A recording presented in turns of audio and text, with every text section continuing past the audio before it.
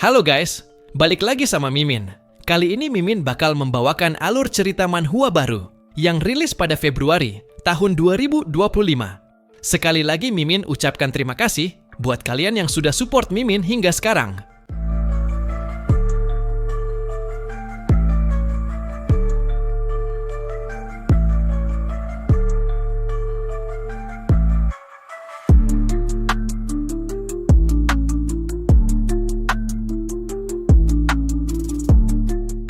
Oke, tanpa berlama-lama, mari kita mulai ceritanya. Cerita kembali dilanjutkan dengan memperlihatkan Wang Meng yang sedang membuat laporan di kantor polisi yang merupakan tempatnya bekerja saat ini. Ya, Wang Meng merupakan anggota kepolisian dan meminta kepada rekannya agar menginvestigasi kasus ini. Lalu, setelah memberikan laporannya mengenai game Forsaken dan fenomena aneh yang terjadi, petugas kepolisian tersebut, yang merupakan temannya sendiri, kemudian kembali menjelaskan ulang tentang laporan yang ia terima dari Wang Meng. Jadi, Wang Meng memberikan laporan bahwa dia telah membuat party dengan profesi tersembunyi, dan hampir seluruhnya musnah, akibat berusaha menaikkan level, dengan mengalahkan monster di hutan, yang terletak di sekitar kota pemula.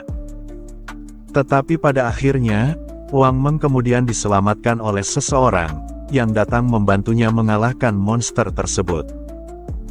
Wang Meng nampak mengiyakan, dan ia lanjut memberitahu petugas itu, kalau alias atau nickname dari orang tersebut adalah Shadow, atau yang mempunyai arti bayangan. Wang Meng menjelaskan, waktu Shadow ini menyelamatkannya, levelnya waktu itu masih berada di level 3. Tetapi, saat party mereka sudah naik ke level 3, Shadow malah duluan naik level, hingga mencapai level 5, dalam waktu yang relatif singkat. Sejujurnya, untuk melompat ke dua level ini, bukanlah sesuatu hal yang mudah. Setelah mendengar penjelasan Wang Meng ini, petugas tersebut ikut kepikiran, bagaimana bisa orang itu, langsung naik sebanyak 2 level. Dan kalau sekarang Shadow ini berada di level 5, maka bukankah dia merupakan pemain terbaik di dunia? Dia lantas bertanya balik ke Wang Meng, perihal bagaimana cara orang itu untuk naik level secepat ini. Wang Meng merespon, kalau mungkin saja Shadow telah membunuh bos monster atau semacamnya. Teman di sebelahnya ikut menanggapi, kalau berdasarkan apa yang Wang Meng katakan tadi, Shadow itu, sepertinya sudah mencapai level 3 sejam yang lalu. Lantas, mengapa dia tidak kembali ke dunia nyata, padahal persyaratan untuk bisa keluar dari game, adalah mencapai level 3 terlebih dahulu. Rekannya berteori, kalau mungkinkah Shadow ini, tidak memiliki saudara dekat di dunia nyata, sehingga ia tidak perlu memberitahu keluarganya, perihal dirinya yang masuk ke dunia game itu. Wang Meng kemudian menghela napas, dan membalas teori rekannya, kalau itu jugalah yang ia tidak ketahui. Mungkin saja, Shadow ini memang tidak mempunyai keluarga. Setelah mendengar tanggapan dua temannya, seorang polwan kemudian ikut bertanya, kalau mungkinkah Shadow ini, merupakan seorang transmigrator, atau orang yang pindah dari luar negeri ke dalam negeri. Dia menjelaskan, bukankah para transmigran itu, biasanya adalah seorang yatim piatu, dan menjadi kuat mentalnya dengan sangat cepat. Mendengar teori teman polwannya itu, mereka kemudian terdiam, dan seakan ikut memikirkan kemungkinan tersebut. Melihat keduanya kepikiran, polwan ini awalnya ikutan diam, tapi setelahnya, dia bertanya balik ke mereka, kalau apakah tebakannya benar. Namun, tebakan polwan itu, yang diketahui bernama Anyu, langsung direspon keras oleh polisi berkumis, yang merupakan atasan atau bos mereka. Dia adalah atasan di instansi pertahanan ini, dan lalu memberitahu Anyu, kalau bukankah dirinya sudah bilang padanya, untuk kurang-kurangi membaca novel. Apalagi, Anyu malah membuat angan lelucon seperti itu, dalam situasi yang sulit seperti ini. Setelah menceramai Anyu, Anyu nampak tunduk sebentar, menjulurkan lidahnya, seakan menyampingkan peringatan dari bosnya itu. Bos mereka kemudian berkata, kalau berdasarkan informasi yang diberikan oleh Wang Meng, maka game yang bernama God Forsaken itu, sama dengan informasi yang diberikan oleh para petinggi kepadanya. Dia menjelaskan, bahwa baru-baru ini ada penelitian terbaru, yang menunjukkan ada beberapa orang tua yang meninggal, tidak lama setelah mereka tertidur. Dan setelah mereka mengumpulkan dan membandingkan data, dengan karyawannya yang baru kembali ke dunia nyata, mereka, atau para orang tua itu, memang dipastikan meninggal berkali-kali, saat mereka berada di dalam game. Maka itu artinya, jika umur atau jangka hidup mereka mencapai angka 0 dalam game, maka dapat dipastikan, kalau mereka akan benar-benar mati di dunia nyata. Setelah menyimak penjelasan bosnya, yang lain kemudian menanggapi, kalau kasus ini adalah hal yang tidak normal, dan berada di luar pemahaman mereka. Bosnya setuju, dirinya mengiyakan tanggapan itu, dan ia juga berpikir, kalau umat manusia, sepertinya sedang diserbu oleh makhluk tingkat tinggi, yang tidak mereka kenali.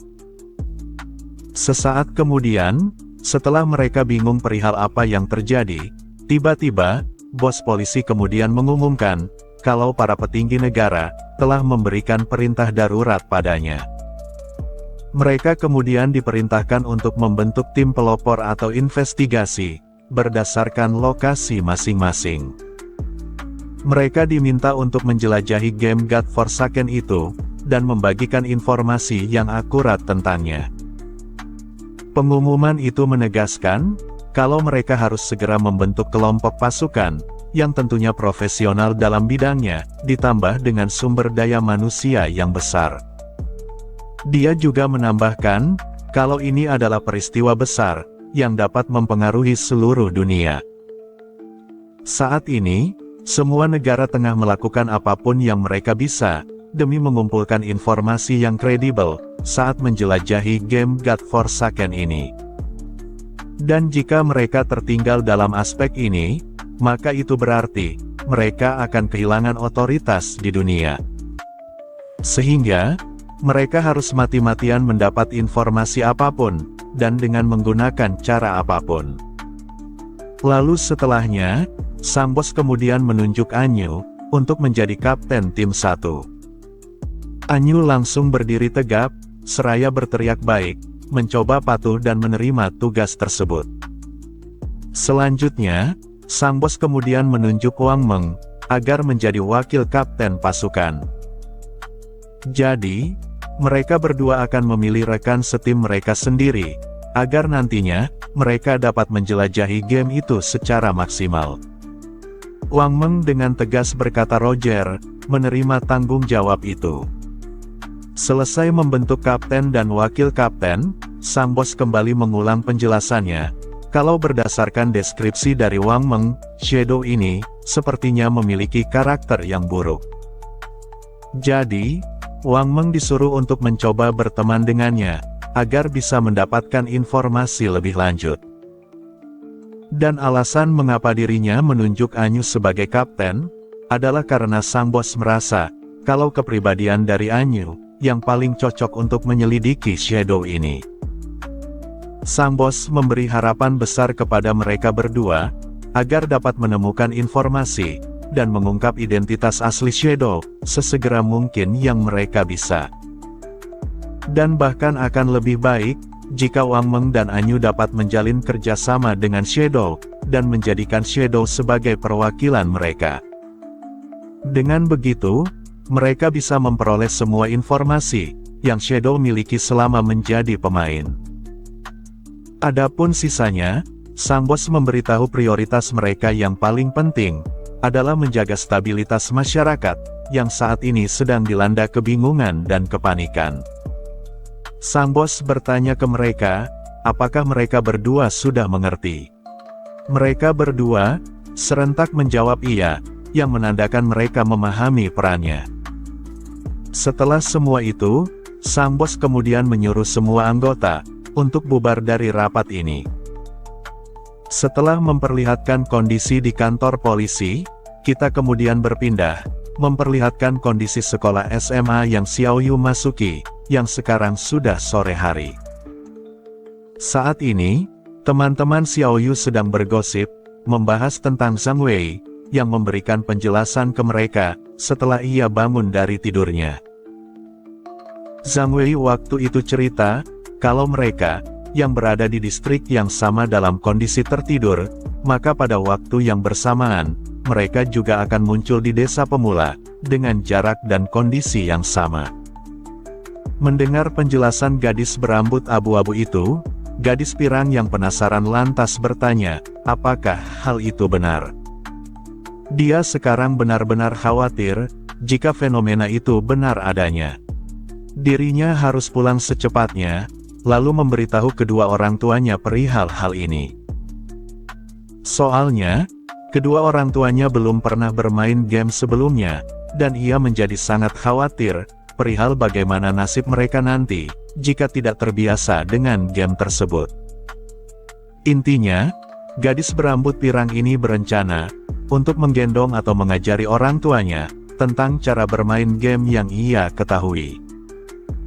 Gadis dengan kuncir kuda, kemudian ikut menambahkan, kalau saat ini, mereka perlu mengurus diri mereka sendiri. Soalnya, meski mereka nantinya bisa tumbuh sendiri, dengan seiring mereka masuk dan berprogres di dalam game itu, mereka tetap harus mempelajarinya. Dan dengan begitu, mereka baru bisa mengurus orang tua mereka, agar mengikuti tutorial yang mereka ajarkan. Xiaoyu, meskipun mendengar semua teman kelasnya membahas kasus ini, dirinya nampak kalem, duduk sendirian di tempatnya, sambil memperhatikan layar HP-nya. Di dalam hati, Xiaoyu bertanya-tanya, padahal ada kejadian besar seperti ini, malah tidak ada reaksi apapun dari King Feng, yang waktu itu mengurung diri di kamarnya. Xiaoyu juga kecewa, karena King Feng tidak datang untuk menemuinya, guna meminta maaf tentang perbuatannya. Xiaoyu menyebut King Feng sangat sombong, karena sampai saat ini, tidak ada kabar apapun darinya. Xiaoyu teringat, kalau setiap kali King Feng marah padanya, King Feng pasti akan menemukan cara, untuk menenangkan dirinya yang emosi. Tetapi, alih-alih King Feng melakukan itu hari ini, King Feng malah memukulnya dengan keras. Xiaoyu mengaku, bahkan kedua orang tuanya sendiri, tidak pernah sekalipun memukulnya dengan keras seperti itu sebelumnya. Xiaoyu dengan kesal berkata dalam hatinya, kalau yang ia lakukan pada hari itu, padahal cuman bolos kelas saja, demi menonton konser idol favoritnya, yaitu Song Fei. Dia kembali memberikan kata umpatan sial ke King Feng, berkata kalau kali ini, jika King Feng tidak meminta maaf padanya sebanyak 1000 kali, maka Xiaoyu tidak akan pernah memaafkannya. Xiaoyu bersyukur, karena ia kemarin, untungnya telah bertemu dengan Song Fei. Karena jika tidak, maka begitu game God Forsaken ini keluar, dia khawatir, tidak akan punya kesempatan lagi, untuk melihat dan bertemu dengannya. Xiaoyu cerita, kalau kemarin, saat ia menonton konsernya Song Fei, ia merasa sangat dekat dengannya. Membayangkan wajahnya saja, Xiaoyu langsung menjadi birahi, berkata kalau dirinya sangat merindukan kehadirannya. Namun, sebelum ia tenggelam dalam lamunannya tentang Song Fei, Xiaoyu kemudian tersadar akan sesuatu. Dia menyadari, jika orang-orang akan masuk ke dalam game dalam keadaan tertidur, maka itu artinya, Song Fei pasti akan masuk juga ke game itu. Jadi, selama Xiaoyu masuk ke dalam game ini, bukankah itu berarti, Xiaoyu akan menemukan keberadaan Song Fei di sana? Xiaoyu nampak kembali birahi, membayangkan Song Fei akan menjadi miliknya. Singkatnya, setelah ia pulang ke rumah, sambil melepas seragam sekolahnya, Xiaoyu masih kepikiran, tentang apa yang dikatakan oleh Zhang Wei tadi siang. Zhang Wei berkata, kalau dirinya telah naik ke level 3, dengan waktu yang sangat cepat. Xiaoyu yakin, kalau Zhang Wei adalah seorang pro player atau ahlinya, jadi dia akan bertanya langsung padanya. Sesaat kemudian, pesan masuk terdengar di HP Zhang Wei, yang dimana itu adalah pesan dari Xiaoyu, yang menanyakan perihal apakah Zhang Wei mempunyai strategi, untuk dibagikan padanya sebagai seorang pemain yang ahli. Mendapati pesan ini, Zhang Wei kemudian tersenyum licik, berkata dalam hati, kalau ia tidak menyangka, bahwa seorang Dewi Agung seperti Qin Xiaoyu, akan datang bertanya padanya, mempertanyakan perihal strategi juga. Zhang Wei berpikir, kalau ini adalah kesempatan dari surga, yang diberikan khusus padanya. Jika Zhang Wei membagikan ilmunya, maka ia yakin, akan bisa mendapatkan hati Xiaoyu. Zhang Wei tertawa pelan, membayangkan hal itu akan benar-benar terjadi. Setelahnya, Zhang Wei kemudian membalas pesan Xiaoyu, dengan berkata, kalau Xiaoyu telah bertanya pada orang yang tepat. Zhang Wei meminta izin untuk memberitahukan rahasia pada Xiaoyu. Jadi, di awal game nanti, Xiaoyu diminta untuk menggunakan semua poin atributnya ke agility, atau kelincahan karakternya. Karena jika tidak seperti itu, maka Xiaoyu tidak akan cukup cepat bergerak, dan berakhir disiksa oleh para monster. Xiaoyu lantas kembali bertanya, apakah dirinya masih perlu memasukkan poin atribut itu ke dalam agility, jika dirinya berprofesi sebagai penyihir. Zhang Wei mengiyakan, dan berkata kalau itu tidak masalah. Zhang Wei melanjutkan, kalau agility atau kelincahan ini, tidak sepenuhnya berguna bagi pemain yang berprofesi sebagai penyihir. Namun meski begitu, agility dapat meningkatkan kecepatan casting atau pemilihan. Dan ini, merupakan hal yang sangat penting untuk tahap awal.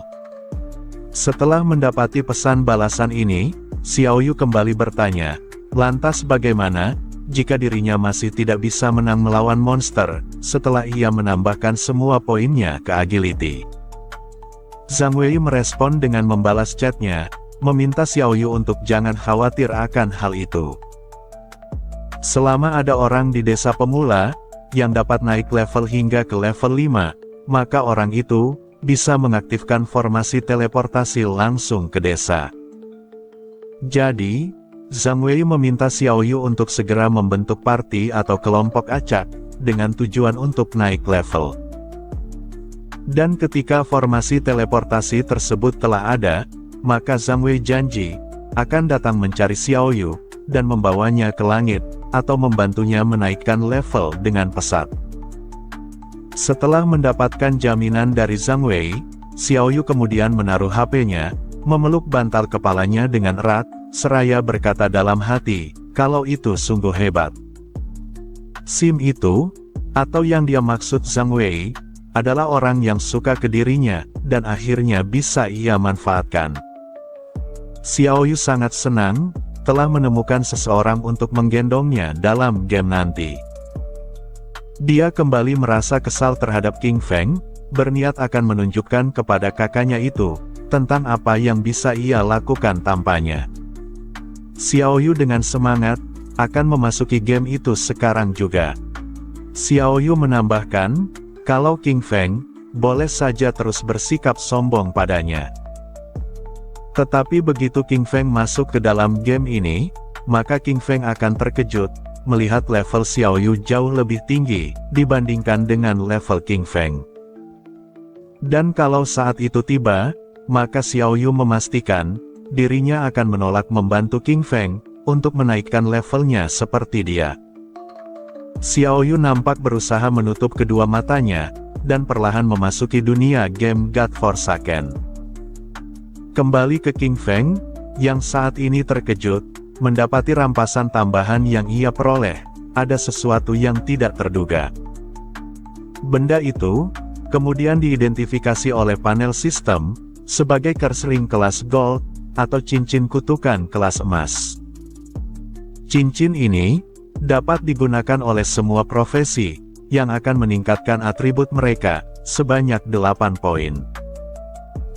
Saat ini, resistensi elemental gelap King Feng meningkat dengan plus 26, pengganda serangan titik lemah juga meningkat dengan plus 0,1, dan persyaratan perlengkapan juga meningkat menjadi level 4. King Feng sekali lagi terkejut, mendapati semua atributnya ditambah plus 8, yang dimana itu akan sama, dengan 32 poin atribut. King Feng menjelaskan, kalau cincin ini setara, dengan seseorang yang naik 3 level. Dan selain itu, cincin ini juga memiliki efek ketahanan terhadap elemental gelap, yang akan sangat berguna baginya, saat melawan banyak monster sekaligus. Lalu ditambah lagi dengan kehadiran weak point attack multiplier, atau pengganda serangan titik lemah sebanyak 1,5% di awal, maka itu akan semakin mempermudah perjalanan King Feng. Dengan cincin ini, ia akan menjadi semakin tak terkalahkan. Lalu kemudian, masih ada rampasan tambahan lain, yang tidak kalah menariknya. Panel sistem mengidentifikasi, kalau itu adalah skill yang disebut Instant Shadow Slash, yang berada di kelas Silver, atau tebasan bayangan instan, yang berada di kelas Silver. Panel sistem mulai menjelaskan, tentang skill assassin yang satu ini.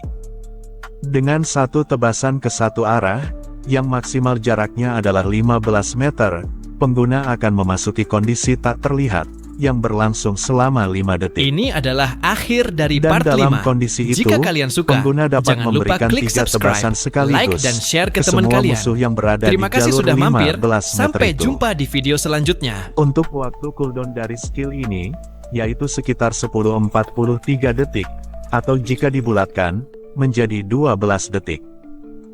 Lalu untuk mempelajari skill ini, membutuhkan pengguna yang mencapai level 4. Dan lebar tebasan yang akan muncul, adalah sekitar 2,1 meter. Serta, semua tebasan akan menghasilkan 100 damage, bahkan bisa dianggap seperti melakukan backstep 100%. Namun, skill ini tidak dapat menyebabkan damage ke titik lemah yang dimiliki oleh musuh. King Feng menyadari, kalau ini adalah skill area of effect yang kuat. Selain bisa teleportasi, skill ini juga bisa membuatnya tidak terlihat. King Feng tanpa ragu, meminta sistem untuk mempelajari skill ini segera. Dan berhubung King Feng masih memiliki beberapa poin evolusi, maka King Feng akan mengembangkan Greedy Hand miliknya terlebih dahulu, agar mendapatkan rampasan yang berlipat ganda di masa depan. Panel sistem mengonfirmasi, kalau King Feng telah menggunakan 8 poin evolusinya, untuk meningkatkan kelas skill Greedy Hand. Dan poin evolusi yang tersisa, kini sebanyak 4 poin. Skill Greedy Hand, yang awalnya berada di kelas Giok, kini meningkat ke kelas Berlian. Lalu setelahnya, panel sistem kembali menjelaskan, tentang apa saja yang sudah ditingkatkan. Dengan Greedy Hand kelas Berlian ini, jika digunakan pada mayat monster, maka King Feng yang awalnya akan memiliki peluang 160%, kini meningkat hingga 220%, untuk mendapatkan rampasan tambahan dari monster. Selain itu, rampasan yang akan King Feng ekstrak nantinya, memiliki peluang sebesar 20-40%, untuk menjadi satu tingkat lebih tinggi dari sebelumnya. Mendapati peluangnya meningkat drastis, King Feng sekali lagi kagum, berkata bahwa sesuai perkiraan sebelumnya, saat ia membunuh monster biasa, maka itu akan memberinya 2 buah rampasan. Tapi sekarang, jika ia membunuh monster biasa yang sama, akan dihitung mendapat 3 buah rampasan. King Feng berencana, akan menggunakan poin evolusi miliknya yang tersisa, untuk meningkatkan Instant Shadow Slash-nya, sebanyak 3 tingkatan berikutnya. Benar saja, panel sistem kembali mengonfirmasi, bahwa King Feng telah menggunakan 3 poin evolusinya, dan kini tersisa 1 poin. Instant Shadow Slash, atau tebasan bayangan instan, meningkat dari kelas Silver, ke kelas Gold atau emas. Lalu karena King Feng menggunakan 1 poin lagi, maka dari kelas Gold, skill ini meningkat ke kelas Platinum. Selanjutnya panel sistem akan menjelaskan tentang apa saja yang meningkat di kelas Platinum ini. Tebasan satu arah pengguna, kini meningkat menjadi 21 meter jauhnya. Kondisi tidak terlihatnya, kini akan berlangsung selama 7 detik. Dan efek tebasan saat tidak terlihat ini, akan memberikan 5 tebasan tambahan ke semua musuhnya. Waktu cooldown masih sama, yaitu 12 detik efek awal, dan 10 detik efek setelah menghilangnya. Untuk menggunakan skill kelas Platinum ini, dibutuhkan level pengguna, yang telah mencapai level 4. Selain itu, lebar tebasan pengguna, juga meningkat sekitar 3,1 meter lebarnya. King Feng, yang melihat waktu cooldownnya tidak berubah, nampak penasaran, dan mengaku itu akan menyulitkannya.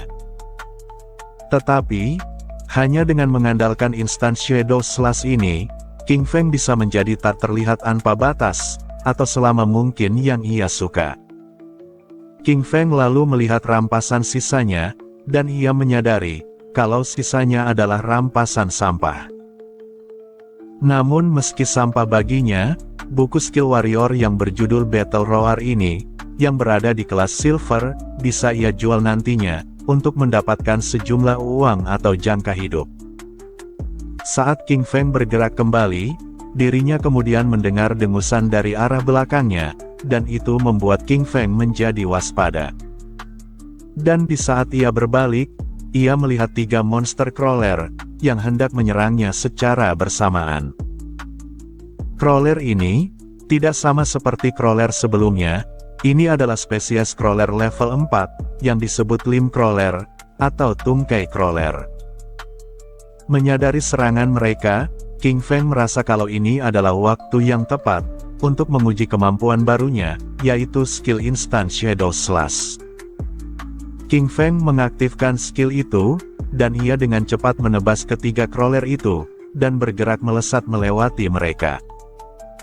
Dan saat King Feng berhenti berlari, serangannya langsung nampak jelas, mencabik-cabik tubuh ketiga crawler itu secara brutal. Panel sistem mengonfirmasi, bahwa King Feng telah membunuh limb crawler level 4, sebanyak 3 ekor. King Feng telah menerima 80 poin pengalaman, dan juga mendapatkan 5 hari jangka hidup, yang dapat diperdagangkan olehnya. Sambil melirik ke mayat monster crawler, King Feng kembali berkata, kalau efisiensi membunuh monsternya, kini semakin meningkat. Jika King Feng menggunakan Venom Dart, maka dirinya butuh 2 anak panah, untuk membunuh 1 dari mereka. Saat ini, waktu pertempuran telah dipersingkat, dan ini mengurangi kemungkinan untuk terjadinya insiden yang buruk terhadap King Feng ke depannya. Saat ini, King Feng telah memiliki 618 hari jangka hidup yang dapat diperdagangkan. Tetapi, untuk mewujudkan perlengkapan dan skillnya, King Feng harus menggunakan setidaknya 2,5 tahun jangka hidup yang dapat diperdagangkan miliknya. 2,5 tahun, berarti King Feng membutuhkan 900 hari jangka hidup, agar ia bisa memaksimalkan kemampuan dan perlengkapannya. Jadi sebelum itu, King Feng berencana untuk kembali lebih dulu ke kota pemula, untuk menjual semua barang yang ada di penyimpanannya. King Feng berharap, kalau itu mungkin cukup, untuk mencapai jangka hidup minimum, yang diperlukan untuk meningkatkan semua yang ia punya. Dan begitu King Feng naik level ke level 10, maka King Feng dapat mewujudkan skill dan equipment sakti miliknya ini, berpindah ke dunia nyata, tempat tubuh utamanya berada. Ini adalah akhir dari part 6. Jika kalian suka, jangan lupa klik subscribe, like dan share ke teman kalian. Terima kasih sudah mampir. Sampai jumpa di video selanjutnya.